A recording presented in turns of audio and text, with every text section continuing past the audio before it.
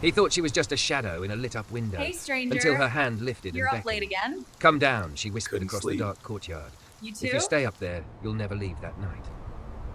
Now Malik is standing under the dead tree at 8:59 p.m., heart racing, praying she shows up, and terrified of what happens if she does. We dive in. Make sure to hit subscribe, tap like, and share this video. The more voices we reach, the louder these stories become. And drop your city in the comments. Let's see where love finds us.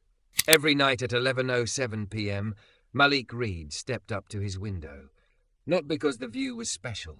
The courtyard below was a tired rectangle of cracked concrete and stubborn weeds, one rusted swing frame without swings, a dead tree that had given up years ago. It was the kind of space nobody loved, but everyone cut across when they needed a shortcut. Still, he came. He set his forearm on the chipped white paint of the sill, leaned his shoulder into the frame, and watched the opposite building until the light flicked on in apartment 4C. Her apartment. He'd moved in 3 months earlier, 1 week after they buried his father. He arrived with 2 suitcases, a frying pan, and a grief that made everything sound like it was happening underwater. The first night, he'd only noticed the light in 4C because it was the last one still on when he dragged himself home from his security shift. Warm, low, stubborn, like someone refusing to surrender to the dark. The second night, he saw her. Not her face. Not yet. Just her shadow.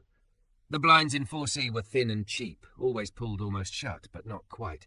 With the lamp behind them, the window turned into a hazy movie screen. She crossed in front of it with a slow, tired kind of grace, and his heart did something he couldn't name. Curvy, soft. Her silhouette carried the kind of shape you didn't mistake even in blur. Thick thighs, rounded hips, a full chest, stretching the outline of a t-shirt. She looked like a thick, soft-bellied, sexy white woman who had no idea anyone was watching her outline carved in light. He'd looked away immediately, guilt snapping his gaze to the floor. People deserved privacy. He wasn't that guy. He was just a man whose apartment walls echoed too loudly when he moved. The next night, at 11:07, he went to the window by accident. At least, that's what he told himself. The lamp in 4C clicked on a heartbeat later. Light flooded the curtains. His chest eased without permission. Then her shadow slid into view again. Tonight she carried a mug. Steam misted the fabric when she got close, her curves softening, then sharpening again as she drifted back. Her hair was down. He could tell because its shadow spilled over her shoulders, thick, a dark waterfall against the pale curtains. He didn't realize he was holding his breath until she stopped. Her shadow stilled in the middle of the window. She lifted a hand and pressed it to the curtain. The outline of her palm appeared clearly, fingers spread wide. It was nothing, probably, just someone steadying herself while she leaned in to look at something on her side. Still, something inside him tightened like a pulled knot. Without thinking, Malik lifted his own hand and laid it flat against the cold glass in front of him. She couldn't see it. There was no way. But his body needed to answer that shape with something. "Hey," he whispered, the word barely a breath. "Whoever you are." After a few seconds, she moved again. Her hand disappeared. Her shadow drifted out of frame. The square of light remained, but it felt empty without her inside it. That became the quiet rhythm of his nights. Work, silence, window. He slept in short, restless bursts, worked afternoons and evenings at the college down the road, then came home to leftovers and the hum of the fridge. At 11:07, like gravity, he found himself at the window. Sometimes she stretched in that slice of light, arms over her head, t-shirt riding up in silhouette to show the soft curve of her belly and the thick strength of her thighs. Sometimes she paced with a phone pressed to her ear, gesturing with her free hand like the person on the other end could feel it. Once she collapsed onto what must have been a couch just out of frame, her arm thrown across her face in exaggerated despair, hips and chest dramatic even in shadow. He didn't know her name. He'd never heard her voice properly. The glass between them ate sound, left him with only shapes and guesses. Still, he started talking to her. "You're not seriously going to text him back, are you?" He muttered one night when she paced with her phone, stopped, stared down at it, then paced again. Another night she moved slower than usual, one hand pressed to the small of her back like something ached. "Breathe," he whispered before he could stop himself. Easy. Just breathe, sweetheart. The words slipped out like muscle memory. He flinched. She's a stranger, he told his reflection the next morning, glowering at his own tired brown eyes in the bathroom mirror. You are not building a relationship with a shadow. That's not normal, man. His reflection didn't argue, but when 11:07 came, he was there. It was raining that night. The courtyard trembled with it, puddles catching the yellow smear of the street lamp. Water streaked his window, smudging the world beyond. The light in 4C stayed dark. He waited. At 11:15, his jaw ached from clenching. At 11:23, he told himself he was ridiculous, that people were allowed to change their schedules without it being a personal attack. At 11:31, he stepped away from the window before the light came on for the first time in weeks. He tried the TV. The sound turned to static in his head. His phone buzzed with a check-in from his sister. You good today? He watched the screen fade without answering. The apartment felt too quiet, too small, like it was shrinking in around the ache in his chest. After 15 minutes, he gave up and went back to the window. The courtyard glistened. The opposite building loomed, every window dark now. 4C looked like a dead eye. Maybe she finally slept, he said, setting his forehead to the cool glass. You're not owed her light, Reed. He knew that. Life had taught him that no one owed you their presence, their time, their staying. People left. Bodies failed. Voices went quiet and never came back.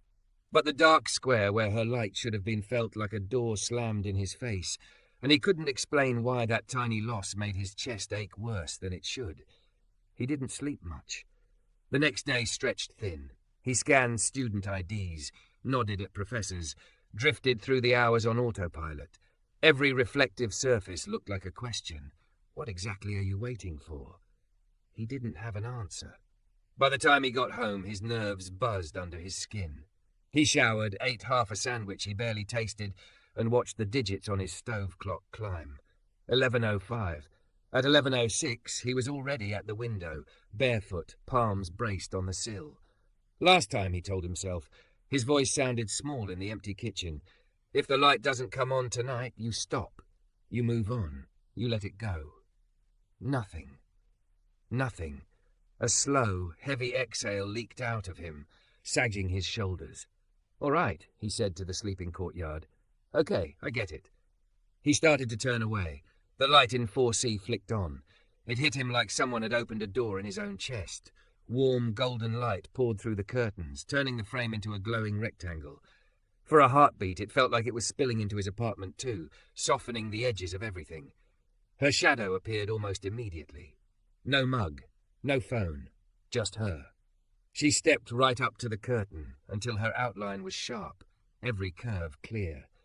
He could see the soft slope of her full belly, the high curve of her breasts under what looked like an oversized t-shirt, the generous roundness of her hips and thighs.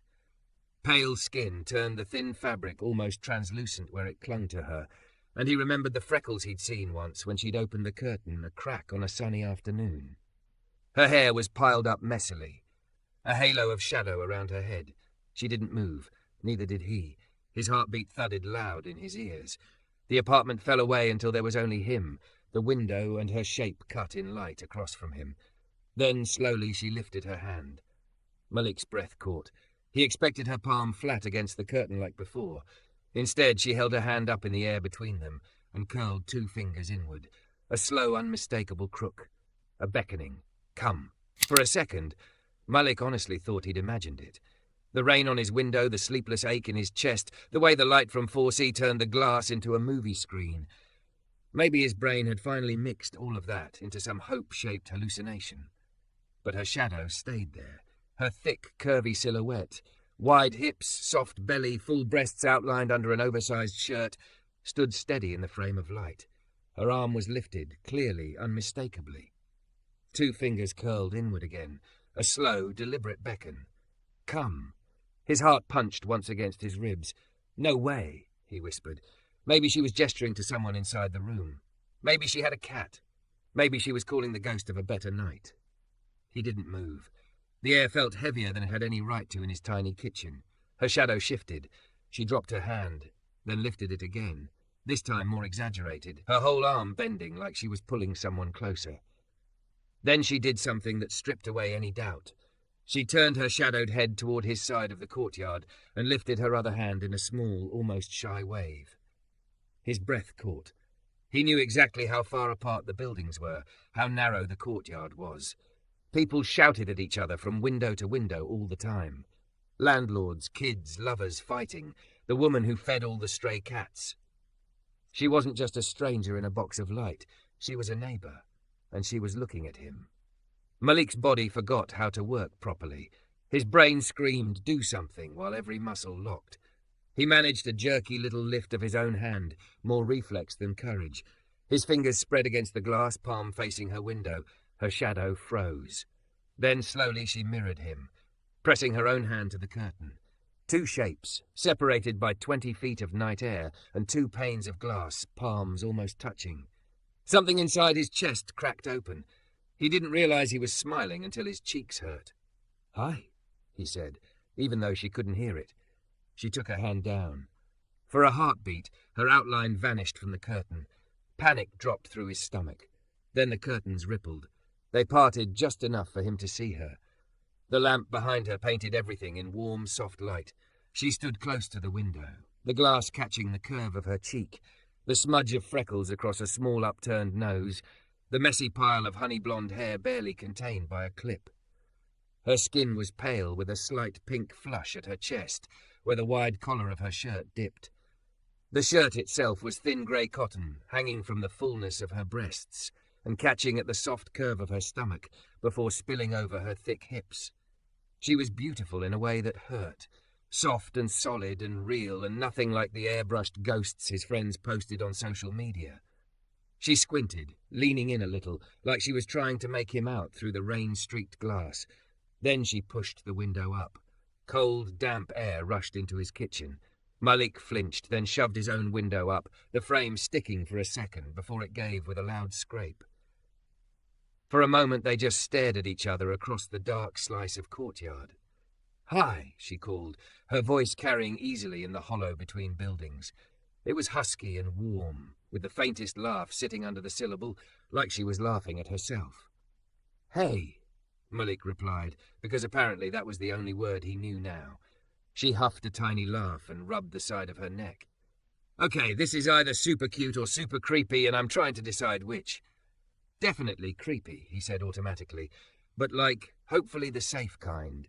Her eyes crinkled at the corners. "Let's go with that. I'm Ava, by the way, apartment 4C, in case the glow didn't give it away." "Ava," he repeated. It fit her somehow, soft but full. "I'm Malik, 3B. Malik in 3B. She nodded like she was saving the file in her mind. "I've, seen you." Her gaze flicked quickly over him, taking in his white t-shirt, his dark skin, the tired set of his shoulders, then jumping away like she'd been caught. "Through the window, I mean. That sounds even worse out loud." "Yeah? I hadn't noticed," he lied. Her eyebrows shot up. "Liar," he laughed then, a short, surprised sound, and it came out rusty. It had been a long time since anything made his chest feel lighter instead of heavier. Ava's gaze softened. For a moment the joking fell away. "You're always there," she said quietly. "Every night, like clockwork." "Yeah, well," he shrugged, looking down at his bare feet on the cold tile. "Insomnia's on a pretty strict schedule." "Same," she answered. "My brain thinks night is the perfect time to replay every terrible thing I've ever said since I was 12. He smiled, but something in the way she said it, the way her fingers picked at the edge of the windowsill, the way her shoulders hunched just a little like she was bracing for a hit that never came, tugged at him. "Is that why you—" He gesture-mimed her earlier movement, crooking two fingers in the air. "Did that?" Her cheeks flushed deeper pink. "God, I wasn't sure you saw that." She dropped her forehead briefly to the frame, groaning. "Okay, in my head it was very mysterious and cinematic. In reality, I was just inviting a stranger to stare at me harder, I guess." "Hey," he said gently. It worked. That made her laugh again, and he found himself grinning just to pull it out of her. "I was lonely," she admitted, voice dropping. "I know I shouldn't say that to a man I just yelled at across a courtyard, but I was. You're always there, and you look like your head is somewhere else, and tonight my somewhere else felt too loud, so I thought." She trailed off. searching for words. I thought maybe your window could be, I don't know, a place to not be alone, I guess. The honesty in that hit him harder than he expected. He thought of the funeral, the way everyone had said, "We're here for you," and then melted back into their own lives. He thought of his father's empty chair, the echo of conversations cut off mid-sentence by a failing heart. He thought of his own apartment, the way the silence tried to climb into his throat when he unlocked the door each night. "I get that," he said quietly, "more than I'd like to." She tilted her head. "You lost someone." Not a question. He swallowed. The word father stuck, as always. He chose the easier piece, recently. "I'm sorry," she murmured, the words simple but not empty. "I lost a lot of things this year. Not the same as death, but..." Her hand traced an uncertain circle in the air. "It still feels like a wake in my chest most days." He waited. She took a breath, the rise and fall visible even from across the courtyard. "I left someone I thought I was going to marry," she said. "Walked out of a house that looked great in pictures but felt like my skin was too tight all the time. Moved here with IKEA boxes and a therapist's phone number." Her mouth twisted. "Turns out when you stop filling your days with the wrong person, you're stuck with yourself. And myself is loud." He listened. Really listened. The way her voice wobbled just a fraction on "walked out." The way she wrapped one arm around her thick waist, almost unconsciously, like she needed to hold herself together. "You did something brave," he said. She snorted softly. "Brave is not what it felt like when my car broke down halfway to the city and I ugly cried at a gas station." Her eyes shone suddenly, catching the light. "But thanks." The rain had softened to a mist now, making the courtyard look hazy and unreal. A car whooshed past on the street beyond. Somewhere, a siren wailed and faded. Ava cleared her throat. "Anyway, this is me, oversharing with the window man." "I'm not just a window man," Malik protested lightly. "I also fix jammed vending machines and keep freshmen from stealing traffic cones. Very versatile." She smiled, but her gaze stayed searching on his face. "You always look like you're waiting," she said. "Like you're expecting something to show up in the dark if you just stare hard enough." He opened his mouth, closed it. No one had ever put it into words like that. "I keep thinking if I stand still long enough, some answer will show up," he admitted finally. "Why my dad's heart gave out in his sleep. Why the last thing I said to him was about some stupid basketball game. Why I'm still here and he's not. I stand here and I wait, like the night knows something I don't." "And does it?" she asked softly. He shook his head. "Mostly it just reflects my own face back at me." Ava looked at him for a long moment, her expression turning serious in a way that made his chest tighten. "You know," she said slowly, "there's a difference between waiting and living in pause." He frowned. "Same thing." "No." She leaned her forearms on the sill, the motion pressing her soft chest against the edge of it, making her curves even more pronounced, distracting if her words weren't hitting so deep. "Waiting is when you're on your way somewhere and the train is late. Pause is when your whole life is holding its breath because you're afraid to move without instructions." The words slid into him like a key in a lock. "How do you know which one you're doing?" he asked, quieter than before. Her lips curved, but there was sadness at the edges. "If you've been standing at the same window for months, Malik." She lifted one hand and let her fingers hang in the air between them, shadowed against the city. "That's not waiting anymore. That's building a shrine to the moment right before everything hurt." The courtyard seemed to go still, like even the night was listening. He swallowed. The truth of it burned, but it was a clean burn, like alcohol on a cut. "So what?" he asked, his voice rough. "Am I supposed to do instead?" She looked at him fully then, nothing playful in her face. The wind tugged a few strands of hair loose around her cheeks. Her eyes were big and open and unexpectedly kind. "Come down," she said simply. His pulse jumped. "What?" "Tomorrow," Ava clarified, a nervous little smile tugging at the corner of her mouth now, like she'd scared herself with her own boldness. "If you want. Around? I don't know. 9, before the teenagers start screaming at the swing frame. I'll be by the dead tree. You can bring your questions. I'll bring tea." She swallowed. "We can be not alone together. Off pause. Just for a bit." Malik stared at her, the idea so huge it barely fit inside his chest. Meet her. Not as a shadow, Not as a story framed in glass, as a person, as himself.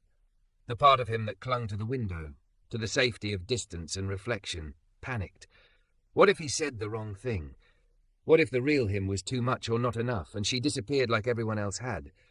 But another part of him, the one that had leaned against the sill night after night, aching for something he couldn't name, stretched toward her like a plant toward light. "Okay," he heard himself say. His voice shook. He didn't care. 9.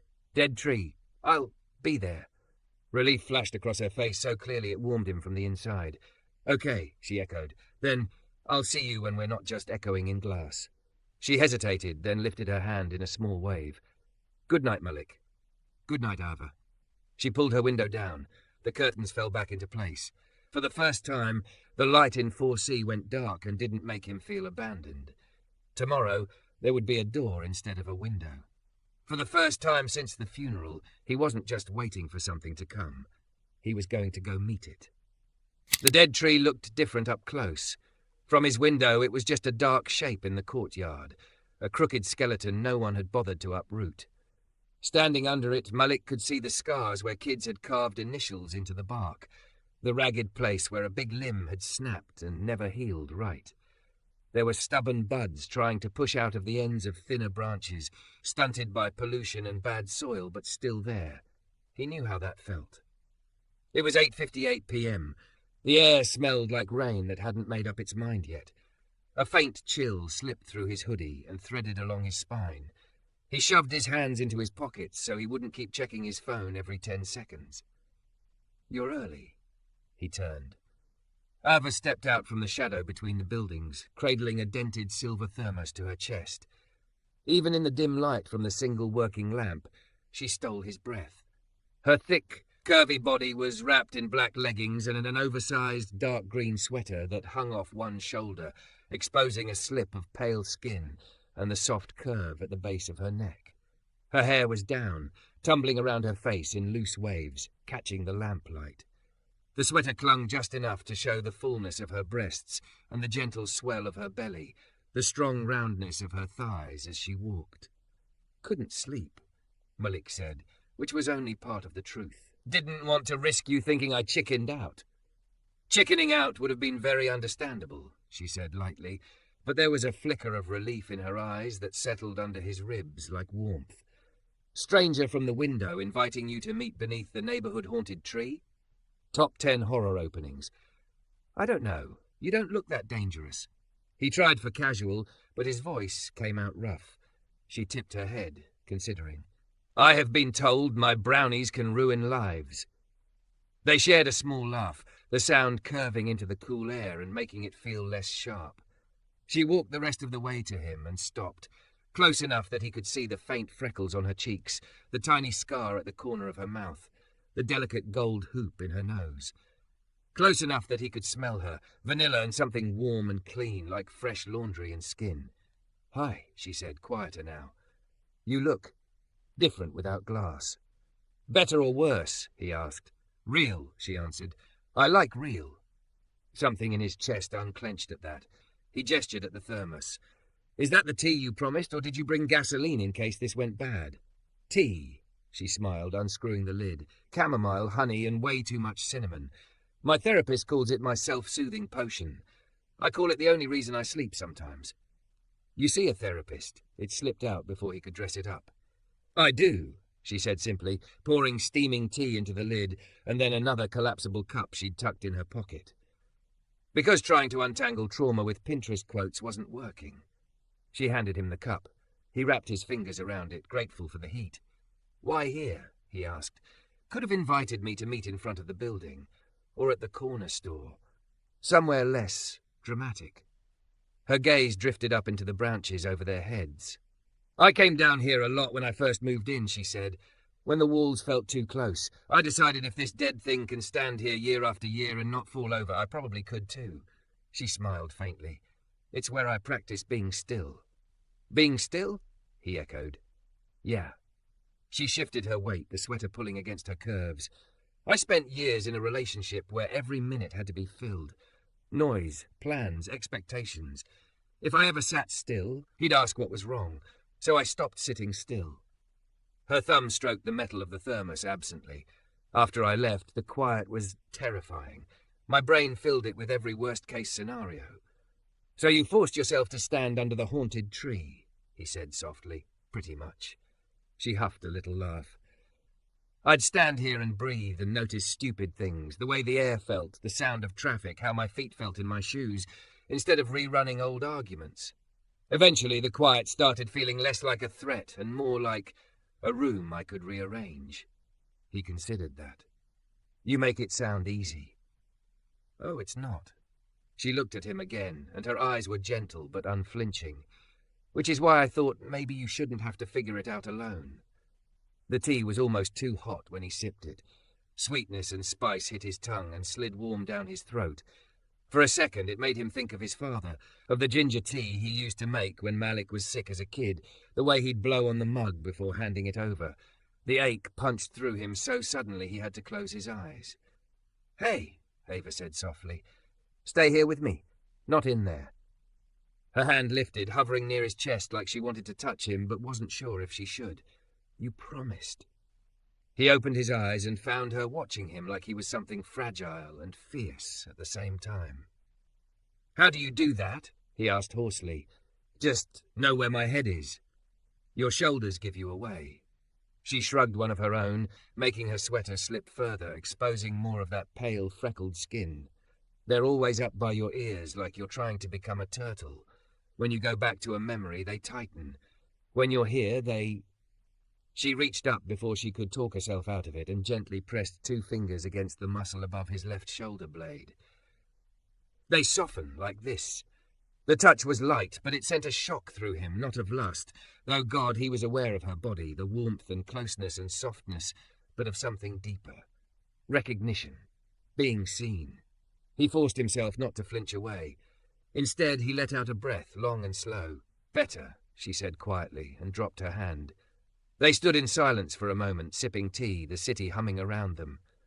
Someone opened a window on a higher floor, music drifting down faint and muffled.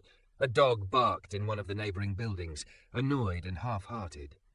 "You said," Ava began, then stopped. She looked down at her boots, chewing her bottom lip. "Can I ask you something that might hurt a little?" He hesitated. For years, people had circled around his grief like it was a live wire. They offered casseroles and platitudes and then backed away, afraid to get shocked. But she had come closer, not further away, when he told her his father was gone. "Yeah," he said, "you can ask."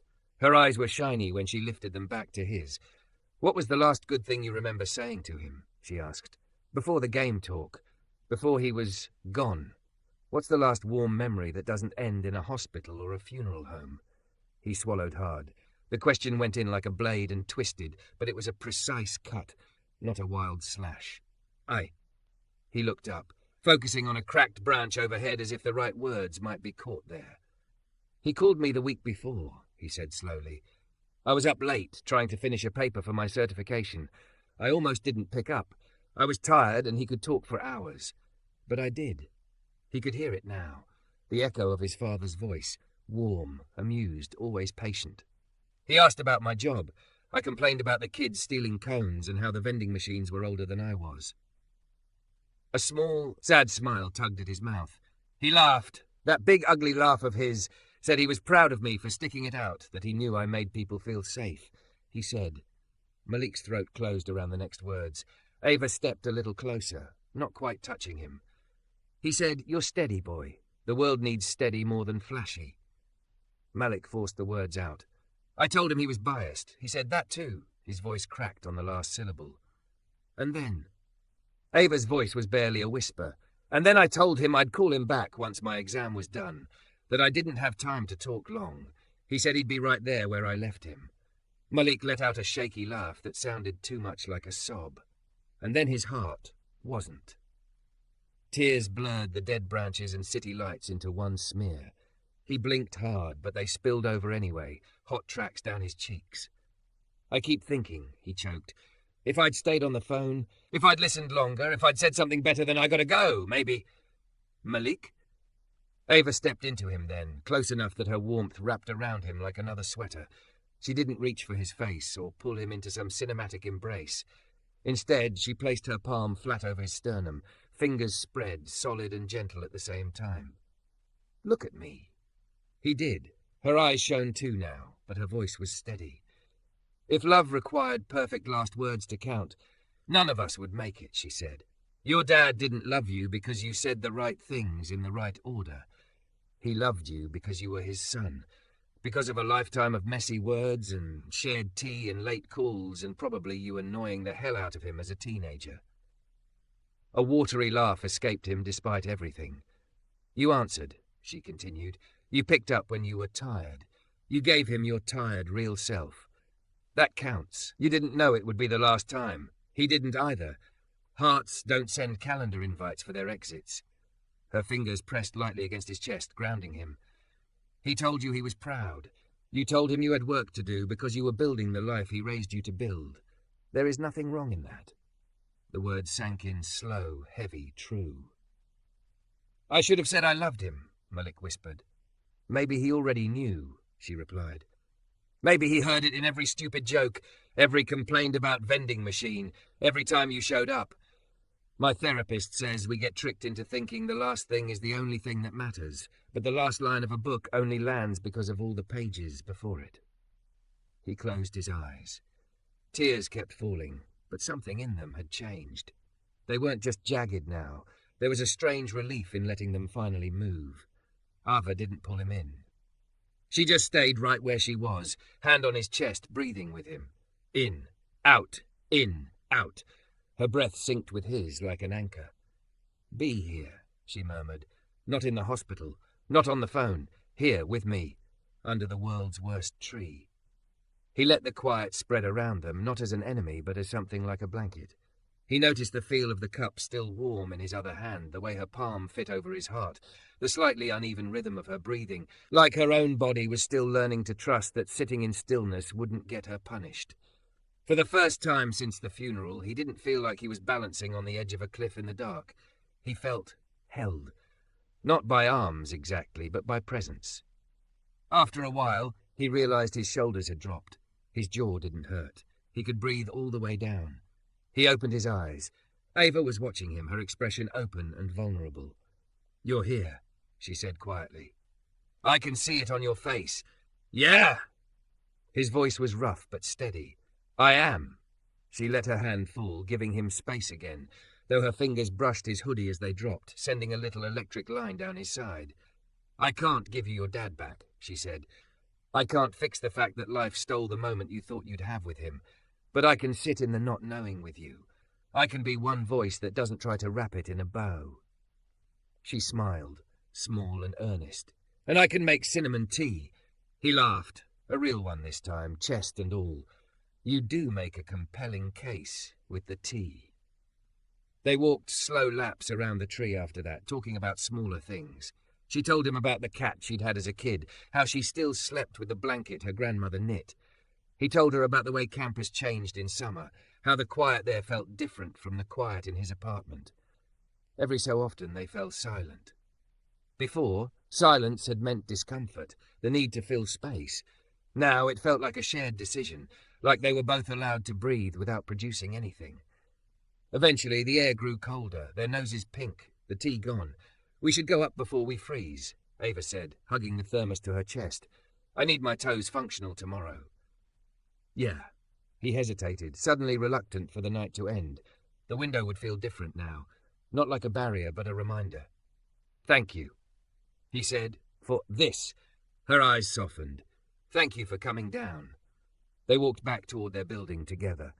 At the entrance they paused, automatically turning toward the two separate staircases, hers on the left, his on the right.